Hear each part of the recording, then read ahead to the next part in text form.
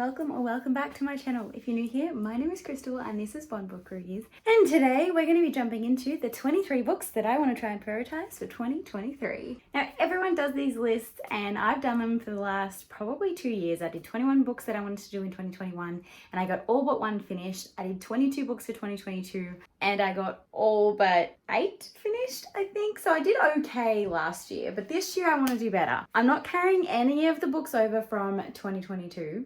I'm gonna do a whole new list, but obviously they're gonna be like the extras, I guess you could say, that I'm gonna also try and prioritize, but this is just the ones that are like really standing out to me. I pretty much just walked up to my shelf and just grabbed a bunch of books that were like screaming at me at this given moment in time, and they're gonna be the ones that I'm gonna prioritize for 2023. Now, obviously, my reading changes all the time. I am not someone that just reads one particular genre or style of book. So I tried to be as like random as possible. I tried to grab like a little from the historical fiction, a little from the fantasy, a little from the romance, a little from here. So when I'm looking back and trying to pick from this small TBR compared to my larger TBR, then there's something there that I actually want to read at any given moment. So I hope that I've done myself proud for this year, because last year I didn't do so well in the 22 books that I grabbed. So hopefully the 23 I've grabbed for this year are much better. As always, give this video a big thumbs up, subscribe if you haven't already, and all of my other social medias are down below if you want to go and follow me on other platforms where I post content that you won't find on here. So let's dive on into book number 1. Starting off strong with something that I probably won't get to, but I have every intention of getting to, is A Little Life by Hanya Yanagari. I have probably butchered that name. This has been something I've wanted to read for a while, but I only added it to my actual physical TBR in last month, I think it was. So you probably haven't seen this haul yet, but yes, it is in one of my latest hauls. I know this is going to absolutely break me, but I know I'm going to absolutely love it. I mean, there's so much positivity around this book. There's so many people that rave about it and say that it's a life-changing experience when they read it. So I want to be able to say that I've read A Little Life. So that is going to be one of the ones that I'm going to put for 2023. Next up, we have Me Moth. This is by Amber McBridge. It is a book that is written in verse, following a main character whose family has died in an accident, and she is kind of left trying to like search for her roots, and she becomes friends with a person and they go on like a road trip. I had this on my most anticipated releases for when it was due to come out. I want to say 2021. Yeah, 2021. And I haven't gotten to it yet. So that's why I'm putting it on this list. We have Ace of Spades by Frida Abikiyemi. This was gifted to me for my birthday this year from Sash. So thank you, Sash, for that one. This is a POC fantasy that I have been intrigued by. I have zero knowledge about what is it about, but I trust so many people that have said that they loved it. So I'm kind of going in blind to this one, but knowing that I'm going to have a good time. We have Elysium Girls by Kate Pentecost. This 100% was a cover buy. I was doing an order and I needed to increase, like this was on sale and I needed a certain amount to like get free shipping or something. So I threw this one in.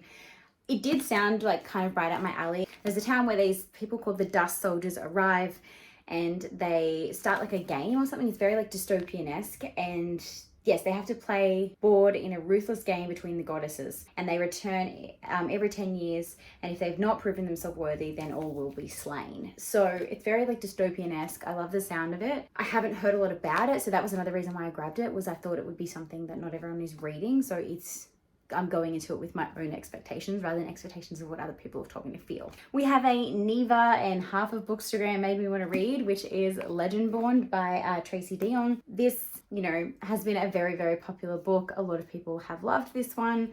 So I think it's about time that I pick it up and cross it off my list. We have a thriller, which is Lakewood by Megan Giddings. This one is a thriller that follows a main character who like drops out of college, and she decides that she's going to like move to this remote town and take this job that sounds really, really like too good to be true. She just has to like take experimental drugs.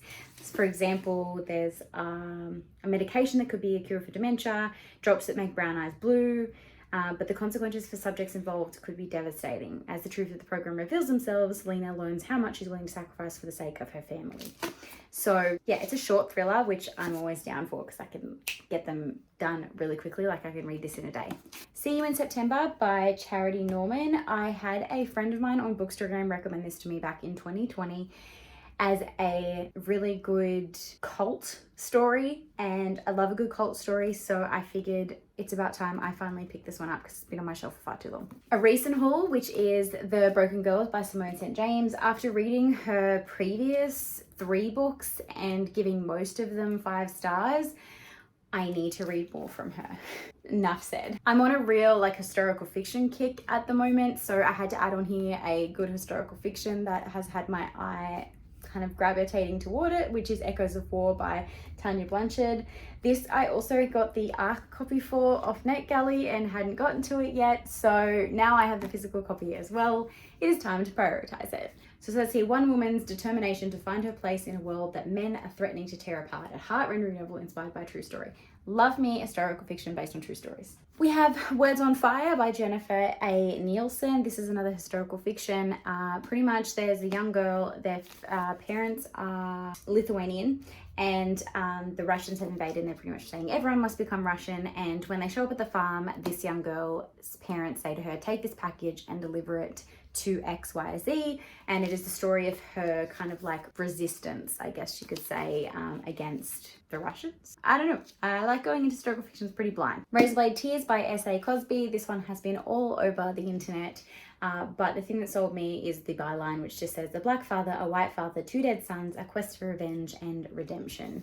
So I have not seen anyone not give this 5 stars. There has to be a book on here that's absolutely going to break me. More than one, obviously, by the looks of it. But You've Reached Sam by Dustin Tao. I know that I am going to be a blubbering mess when I read this. This has made so many people cry, so I'm going to need to be in the right frame of mind when I get to this.